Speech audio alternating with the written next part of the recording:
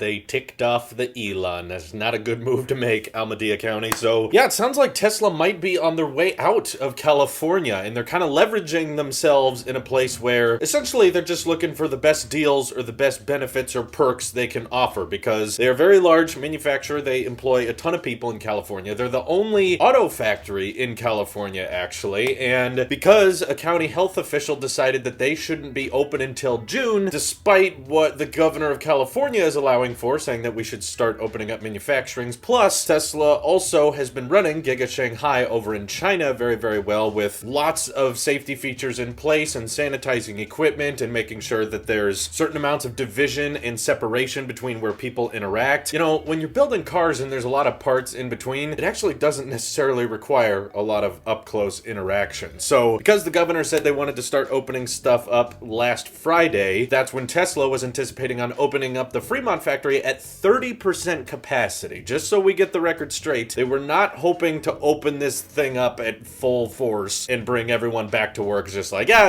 everything's fine. No, they have a ton of health and safety precautions that they were going to require anybody who came back to the factory to follow, because they've had tremendous success with bringing people back to work at the Giga Shanghai factory. They also said that if you're not feeling well or you don't feel comfortable coming into work, there would be no obligation to do so. So they're basically saying we're not forcing anybody to come into work, but I guess that wasn't good enough for the health county officials, and now Tesla is filing a lawsuit with the county because of how this is impacting the revenue and how it's impacting people's jobs and livelihoods. Whatever side of this argument you fall on, I wanted to just report on the news that Tesla's basically looking to move their headquarters because, you know, as a company that wanted to be near Silicon Valley and a company that wanted to hire a lot of people from Apple and software engineers and people to help train the neural net and autopilot software and stuff like that, it made sense to kind of start up the company with their initial vehicles like the Tesla Roadster and the Model S. Start all of that up in California just because you have a lot of startups to choose from there. But as Tesla is growing, I personally think it makes a whole lot of sense for them to move anyway, just because they're now becoming an international automaker with factories up and running in China. By next year, we should be seeing Giga Berlin up and operational. I'll do another video on that later. But if you're shipping vehicles all across the country and all across the world for a lot of places, doesn't make a whole lot of sense to stick on the very, very west coast, especially with the dense populations on the east coast. And now that they're getting into the pickup truck market, moving to Texas or Nevada or wherever they have plans of adding facilities makes a whole lot of sense to be more centralized, but still near the coast for shipping things overseas. But like I said, as they're building factories in Asia, factories in Europe, it makes less sense to be near a port city because wherever the next Gigafactory location is, it'll probably be Texas. You want it to probably be in the middle of the US so you don't have to spend crazy amounts of money shipping your vehicles all across the country. Elon referred to if Fremont production continues at all, which does mean there's a chance if they don't get the benefits or they don't get the leverage that they're hoping for at this Fremont factory, they're just going to take off, stop production there entirely, and move everybody to other states where they feel like they can get better tax rebates or better deals from local governments, as lots of people from Texas are encouraging Tesla to move. So the way I see it, this has got to be frustrating for everybody involved, because I'm sure the people who are trying to prevent things from opening early are trying to be concerned for people's health, and they're trying to be conscious and aware that, hey, if we start opening things up, the virus may spread again. But at the same time, it's impacting a lot of people's livelihoods and it's impacting a lot of jobs, especially when Tesla's been working tirelessly and endlessly over the years to finally become a profitable automaker, and they've been killing themselves and working late nights and working extra hard to get this Model Y,